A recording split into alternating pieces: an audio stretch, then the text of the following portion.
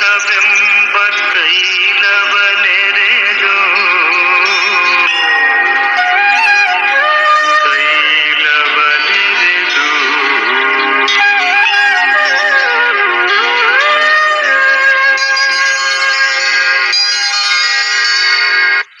ಕಲ್ಯಾಣವೆಂಬ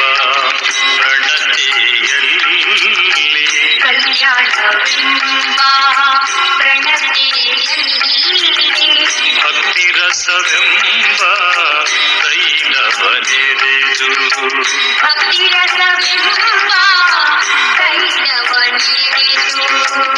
ಕಲ್ಯಾಣವೆಂಬ ಪ್ರಣತೆಯಲ್ಲಿ ಭಕ್ತಿ ರಸವೆಂಬ. ಓಂ ಶ್ರೀ ಗುರು ಬಸವಲಿಂಗಾಯ ನಮಃ. ಸರ್ವರಿಗೂ ಶರಣು ಶರಣು.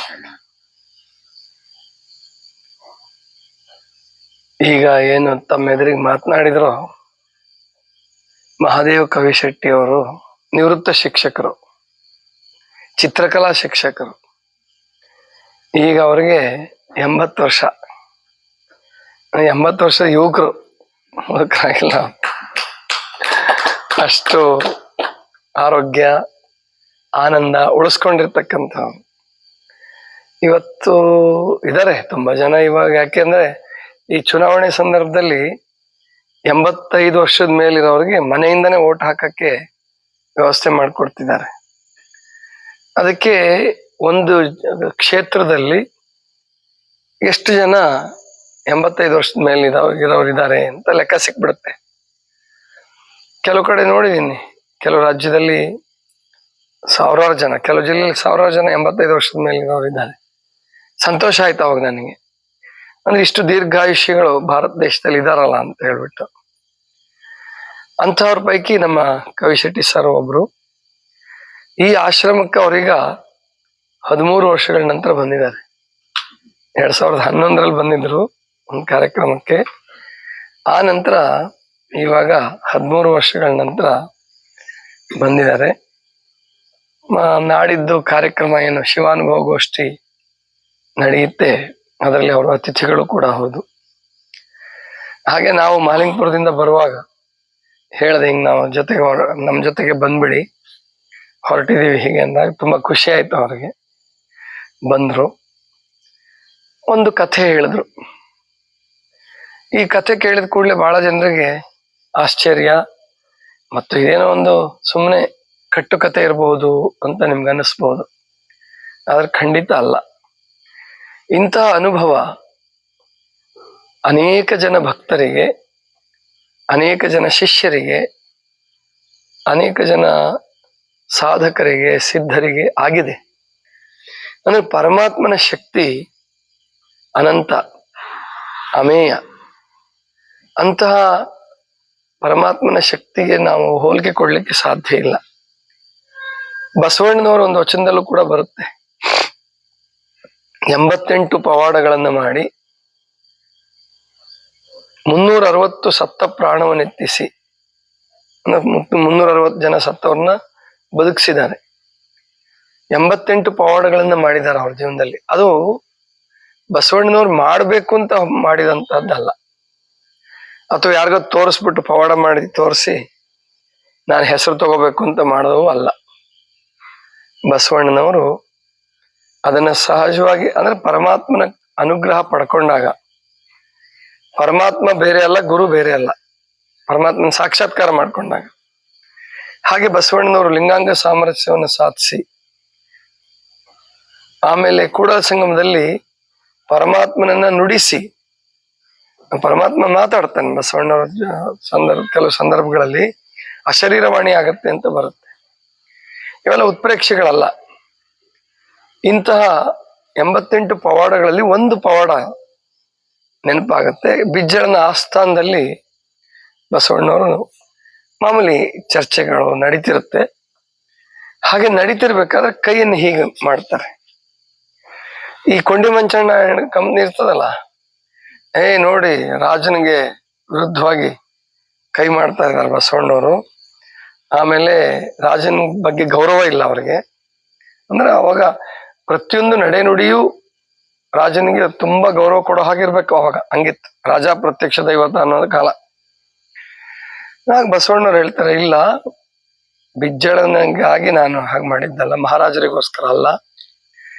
ಅಲ್ಲಿ ಒಬ್ಬ ಮಹಿಳೆ, ಒಬ್ಬ ತಾಯಿ ಮೊಸರು ಗಡಿಗೆ ಎತ್ಕೊಂಡು ಹೋಗ್ತಾ ಇದ್ಲು, ತಲೆ ಮೇಲೆ ಇಟ್ಕೊಂಡು ಹೋಗ್ತಾ ಇದ್ಲು. ಜಾರ್ ಬಿಡುತ್ತೆ. ಅವಳನ್ನ ರಕ್ಷಣೆ ಮಾಡಕ್ಕೋಸ್ಕರ ನಾನು ಕೈಯನ್ನು ಹೀಗೆ ಮಾಡಿದೆ ಅಂತ ಅಂತಾರೆ. ಇದು ಸುಳ್ಳು. ಎಲ್ಲೋ ಹೋಗ್ತಿರ್ತಕ್ಕಂಥವಳು ಮೊಸರು ಗಡಿಗೆ ಜಾರೋದೇನು, ಬೀಳೋದೇನು, ಮೊಸರು ಗಡಿಗೆ ಇಟ್ಕೊಂತಾರೆ ಅಂದ್ರೇನು, ಇದು ಸುಳ್ಳು ಹೇಳ್ತಿದಾರೆ ಬಸವಣ್ಣವರು. ಪರೀಕ್ಷೆ ಆಗ್ಲಿ. ಅವಾಗ ಅಲ್ಲೇ ಎಲ್ರು ಇರ್ತಾರೆ. ಒಬ್ಬ ದೂತನನ್ನ ಕುದುರೆ ಕೊಟ್ಟು ಕಳಿಸ್ತಾರೆ, ಇಂಥ ಕಡೆ ಹೋಗಪ್ಪ, ಇಂಥ ಕಡೆ ಹೋಗು. ಅವಳು ಅಲ್ಲೇ ಇನ್ನೂ ನಡ್ಕೊಂಡು ಹೋಗ್ತಿದ್ದಾಳೆ, ಆಮೇಲೆ ಅವಳನ್ನ ಕರ್ಕೊಂಡ್ ಬಾ ಅಂತ ಹೇಳ್ಬಿಟ್ಟು ಕುದುರೆ ಕೊಟ್ಟು ಅಥವಾ ಗಾಡಿ ಕೊಟ್ಟು ಕಳಿಸ್ತಾನೆ. ಅವಾಗೆಲ್ಲ ಕುದುರೆ ಗಾಡಿಗಳಲ್ಲ. ಹೋಗ್ತಾನೆ. ಮೊಸರು ಗಡಿಗೆನೆ ಇರುತ್ತೆ ಅವಕ್ಕೆ, ಮೊಸರು ಮಾರಾಟ ಮಾಡಕ್ಕೂ ಹೊರಟ ಅಂತ ಅವಳು. ಆಮೇಲೆ ನಿನ್ ಮೊಸರು ಗಡಿಗೆ ಏನಾದ್ರು ಬೀಳ್ತಿತ್ತ ಅಂತ ಕೇಳ್ತಾನೆ. ಹೌದು, ಬೀಳ್ತಾ ಇತ್ತು. ಯಾರೋ ಹಿಡ್ದಂಗಾಯ್ತು, ನನ್ನ ಕಾಲ್ ಜಾರಿತ್ತು, ನಾನು ಗಡಿಗೆ ಸಮೇತ ಬೀಳ್ತಿದ್ದೆ.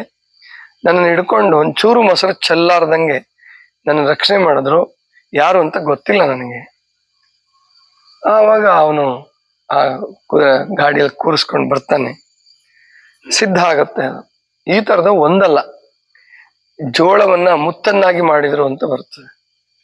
ನನಗೆ ಯಾರೋ ಹಿಂಗೆ ಒಬ್ಬ ಜಂಗಮ ಬಂದು ಕೇಳಿದಾಗ ಜೋಳವನ್ನ ಮುತ್ತನ್ನಾಗಿ ಮಾಡಿ ಕೊಟ್ರು. ಅವನಿಗೆ ಎಷ್ಟು ಬೇಕೋ ಅಷ್ಟು ಮುತ್ತು ರತ್ನವನ್ನು ಕೊಡ್ತಿದ್ರು. ಬಸವಣ್ಣವ್ರು ಕೇಳಿದ್ದನ್ನು ಕೊಡ್ತಕ್ಕಂಥದ್ದು. ಈಗಲೂ ಪರುಷದ ಕಟ್ಟೆ ಅಂತಿದೆ, ಪರುಷ ಕಟ್ಟೆ ಅಂತ ಹೇಳಿ ಅಲ್ಲಿ ಕಲ್ಯಾಣದಲ್ಲಿದೆ.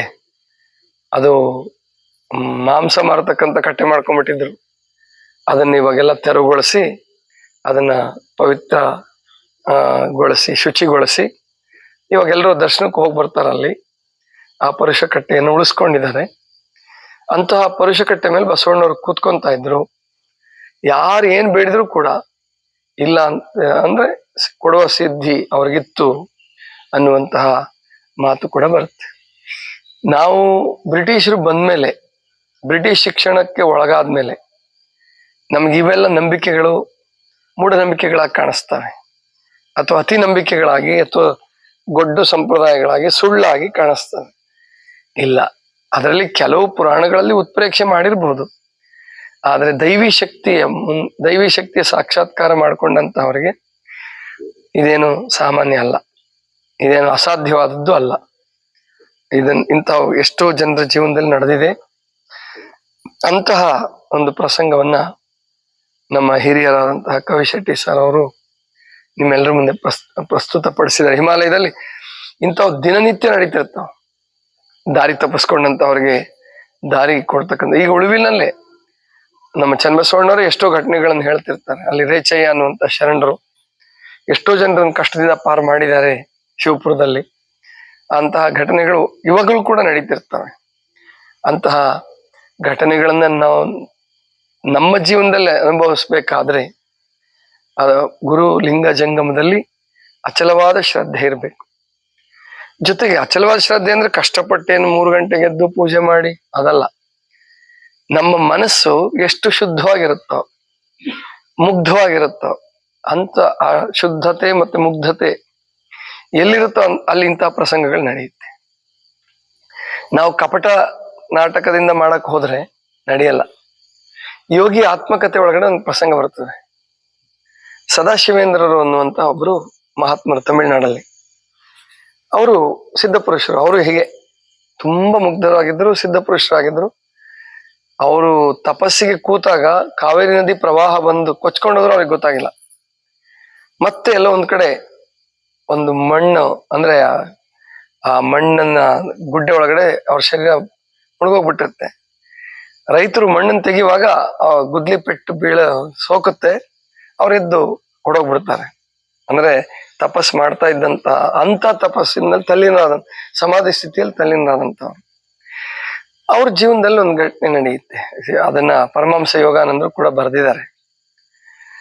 ಅವರು ಕೆಲವು ಮಕ್ಕಳು ಅಲ್ಲಿ ಮಧುರೈನಲ್ಲಿ ಜಾತ್ರೆ, ಆ ಜಾತ್ರೆಗೆ ನಮ್ಮನ್ನು ಕರ್ಕೊಂಡೋಗಿ ಅಂತ, ತುಂಬಾ ದೂರ ಅದು, ತುಂಬಾ ದೂರ ಅಂತಂದ್ರೆ ಒಂದು 50 ಮೈಲಿ 60 ಮೈಲಿ, ಏನು ಕಂಚಿಯಲ್ಲೋ ಮಧುರೆಯಲ್ಲೋ ಜಾತ್ರೆ. ಸರಿ ಮಕ್ಕಳೇ ನೀವೆಲ್ಲ ಕಣ್ಮುಚ್ಕೊಳ್ಳಿ ಅಂತಾರೆ. ಜಾತ್ರೆಲ್ಲೂ ಕಣ್ಣು ಬಿಟ್ಟಾಗ ಜಾತ್ರೆಲಿ ಇರೋ ಹಾಗೆ ಮಾಡಿರ್ತಾರೆ. ವಿದಿನ್ ಮಿನಿಟ್ ಸೆಕೆಂಡ್ಸ್ ಹಾಗೆ.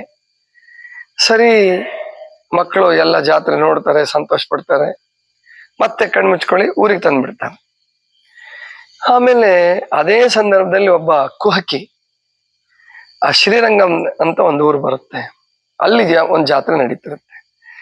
ಆವಾಗ ಬಂದ್ಬಿಟ್ಟು ಸದಾಶಿವೇಂದ್ರರೇ, ನೀವು ಮಕ್ಕಳನ್ನೇನೋ ಜಾತ್ರೆ ಕರ್ಕೊಂಡು ಹೋಗಿದ್ರಂತಲ್ಲ, ನನ್ನೂ ಹಂಗೆ ಶ್ರೀರಂಗಮಕ್ಕೆ ಕರ್ಕೊಂಡು ಹೋಗಕ್ಕಾಗತ್ತಾ ನಿಮ್ ಕೈಲಿ? ಯಾಕೆ ಆಗ್ಬಾರ್ದಪ್ಪ, ಕಣ್ಣು ಮುಚ್ಕೊಂತಾರೆ. ಕಣ್ಣು ಮುಚ್ಕೊಂತಾರೆ. ಕಣ್ ತೆಗೆದ್ರೆ ಶ್ರೀರಂಗಂನಲ್ಲಿ ಇರ್ತಾನೆ. ಆ ಶ್ರೀರಂಗಂ ಜಾತ್ರೆ ಮುಗಿದ್ಮೇಲೆ ಇವನು ಕುಹಕಿ ಅಲ್ಲ, ಹುಡ್ಕಾಡ್ತಾನೆ, ಅವ್ರು ಸಿಗೋದೇ ಇಲ್ಲ. ಜಾತ್ರೆಯಲ್ಲಿ ಖುಷಿ ಪಟ್ಟು ಆಮೇಲೆ ವಾರಗಟ್ಲೆ 15 ದಿವ್ಸಗಟ್ಲೆ 200 ಮೈಲಿ ದೂರದಲ್ಲಿ ಇರ್ತದು ಅವನೂರಿಂದ, ಅಲ್ಲಿಂದ ನಡ್ಕೊಂಬರುವಂತ ಪ್ರಸಂಗ ಬರ್ತದ ಅವನಿಗೆ. ಈ ತರಹ ಕೂಡ ಆಗಿರೋದುಂಟು. ಇಂತಹ ಒಂದಲ್ಲ, ನೂರಾರು ಪ್ರಸಂಗಗಳು ನಡೀತಿದ್ವು.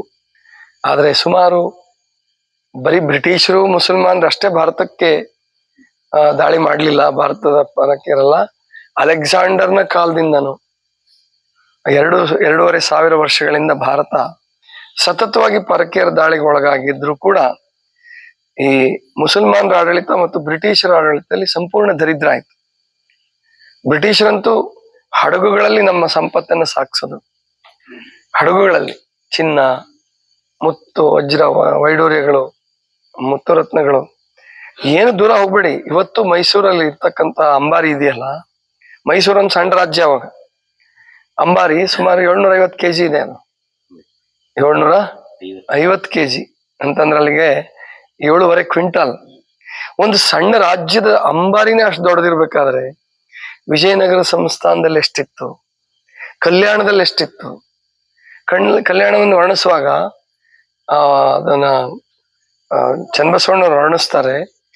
ಈ ಕದಗಳನ್ನ ಮಾಡಿರ್ತಾರಲ್ಲ, ದೊಡ್ಡ ದೊಡ್ಡ ಕದಗಳನ್ನ ಮಾಡ್ತಿದ್ರು, ಗೇಟ್ ಬಾಗ್ಲ ಅಂತಿರಲ್ಲ ನೀವು, ಆ ತರದ್ ಮಾಡ್ತಿದ್ರು. ಅದಕ್ಕೆ ಕೊಂಡಿಗಳನ್ನ ಹಾಕ್ತಿದ್ರಲ್ಲ, ಅದಕ್ಕೆ ಹಗಳಿಗಳು ಅಂತ ಹೇಳ್ತಾರೆ. ವಜ್ರದ ಹಾರೆಗಳ ಹಗಳಿಗಳಿದ್ವು ಅಂತ ಅದಕ್ಕೆ ಲೆಕ್ಕ ಹಾಕಿ. ಅದನ್ನ ಈಗಿನವ್ರು ಯಾರು ನಂಬಲ್ಲ, ಕಲಬುರ್ಗಿ ಹಿಡ್ಕೊಂಡು ಯಾರು ನಂಬಲ್ಲ ಅದನ್ನ. ಆದ್ರೆ ಸತ್ಯನೇ, ಸುಳ್ಳೇನಲ್ಲ ಅದು. ಯಾಕೆ ಸುಳ್ಳು ಬರೀತಾರೆ ಶರಣರು, ಅಥವಾ ಯಾಕೆ ಉತ್ಪ್ರೇಕ್ಷೆ ಬರೀತಾರೆ? ಇಂತಹ ಅದನ್ನ ನಂಬಬೇಕಾದ್ರೆ ನಾವು ಆ ಮಾರ್ಗದಲ್ಲಿ ನಡಿಬೇಕಾಗತ್ತೆ. ಭಕ್ತಿ ಮಾರ್ಗದಲ್ಲಿ ನಡೆದ್ರೆ ನಮ್ಮ ಜೀವನದಲ್ಲೂ ಕೂಡ ಸಣ್ಣ ಪುಟ್ಟ ಘಟನೆಗಳಂತವ್ ನಡೀತಿರ್ತಾರೆ.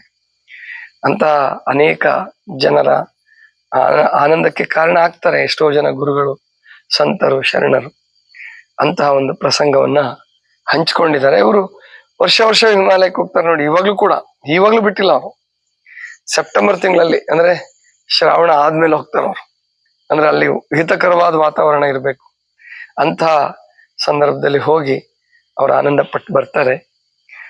ಅಂದ್ರೆ ಇದು ಜೀವನ. ಅವ್ರಿಗೆ ಶುಗರ್ ಬಂದಿಲ್ಲ, ಹೌದಲ್ರಿ ಸರ್? BP-ನೂ ಇಲ್ಲ, ಶುಗರ್ ಇಲ್ಲ. 80 ವರ್ಷ ಕೂಡ ಮೊಣಕಾಲ್ ನೋವಿಲ್ಲ, ಸೈಕಲ್ ಹೊಡಿತೀನಿ ಅಂತ ಹೇಳ್ತಿದ್ದಾರೆ.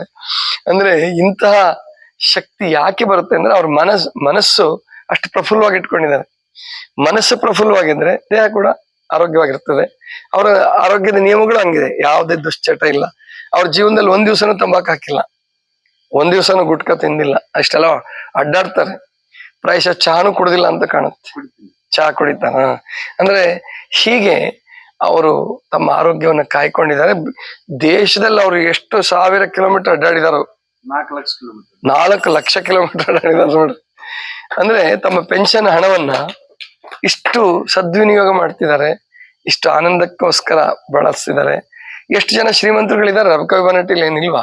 ಇವ್ರಿಗಿಂತ 10 ಪಟ್ಟು 100 ಪಟ್ಟು 1000 ಪಟ್ಟು ಶ್ರೀಮಂತರುಗಳಲ್ಲಿ ಇರ್ಬೋದು. ಆದ್ರೆ ಅವ್ರಿಷ್ಟು ಆನಂದವಾಗಿರಕ್ಕಾಗಲ್ಲ. ಕಾರಣ ಏನಂದ್ರೆ ಅವ್ರು ಖರ್ಚು ಮಾಡಕ್ ಬರಲ್ಲ.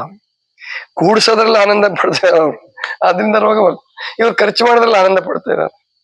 ಅದನ್ನ ನೀವೆಲ್ಲ ಇಂತಹ ಹಿರಿಯರಿಂದ ಕಲಿಬೇಕು, ಕೆಲವು ಗುಣಗಳನ್ನ ಕಲಿಬೇಕು. ಇದಿಷ್ಟು ಇವತ್ತಿನ ಚಿಂತನ. ಸರ್ವರಿಗೂ ಶರಣ.